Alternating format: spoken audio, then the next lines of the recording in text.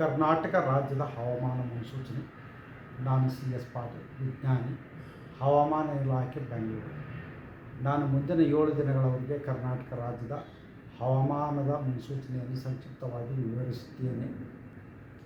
ಇಂದು ಕರ್ನಾಟಕ ರಾಜ್ಯಾದ್ಯಂತ ಹಲವು ಕಡೆ ಮಳೆಯಾಗಿದ್ದು, ಪ್ರಮುಖವಾಗಿ ಆಲಮೇಲ್ ವಿಜಾಪುರ ಜಿಲ್ಲೆಯಲ್ಲಿ 5 ಸೆಂಟಿಮೀಟರ್ ಮಳೆಯಾಗಿದೆ.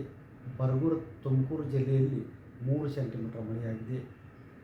ಈಗಿರುವ ಹವಾಮಾನದ ಸಿನಾಪ್ಟಿಕ್ ಸ್ಥಿತಿ ಏನೆಂದರೆ, ಶಿಯರ್ ಝೋನು 15 ಡಿಗ್ರಿ ಉತ್ತರ ಅಕ್ಷಾಂಶದ ಉದ್ದಕ್ಕೂ ಇದ್ದು ಅದು 3.1 ಮತ್ತು 4.5 ಕಿಲೋಮೀಟರ್ ಎತ್ತರದ ಮಧ್ಯದಲ್ಲಿ ಇದೆ. ಇದರ ಪ್ರಭಾವದಿಂದ ಕರ್ನಾಟಕ ರಾಜ್ಯಾದ್ಯಂತ ಜೂನ್ 10 ಹಾಗೂ 11ರಂದು ಹಲವು ಕಡೆ ಮಳೆಯಾಗುವ ಹೆಚ್ಚಿನ ಸಾಧ್ಯತೆ ಇದ್ದು, ಜೂನ್ 12ರಿಂದ ಜೂನ್ 16ರವರೆಗೆ ಕರಾವಳಿ, ಉತ್ತರ ಹಾಗೂ ದಕ್ಷಿಣ ಒಳನಾಡಿನ ಎಲ್ಲ ಜಿಲ್ಲೆಗಳಲ್ಲಿ ವ್ಯಾಪಕವಾಗಿ ಗುಡುಗು ಮಿಂಚು ಸಮೇತವಾಗಿ ಮಳೆಯಾಗುವ ಹೆಚ್ಚಿನ ಸಾಧ್ಯತೆ ಇದೆ. ಮಳೆಯ ಜೊತೆಗೆ ಗಾಳಿಯ ವೇಗ ಸುಮಾರು 40ರಿಂದ 50 ಕಿಲೋಮೀಟರ್ ಇರುವ ಹೆಚ್ಚಿನ ಸಾಧ್ಯತೆ ಇದೆ.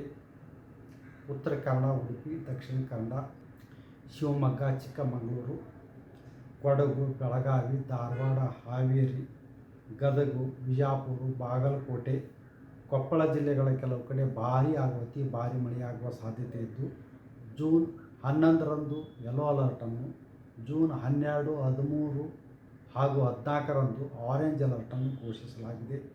ಈ ವಿಡಿಯೋ ನಿಮಗೆ ಇಷ್ಟವಾದಲ್ಲಿ ಲೈಕ್ ಮಾಡಿ, ಶೇರ್ ಮಾಡಿ, ಸಬ್ಸ್ಕ್ರೈಬ್ ಮಾಡಿ.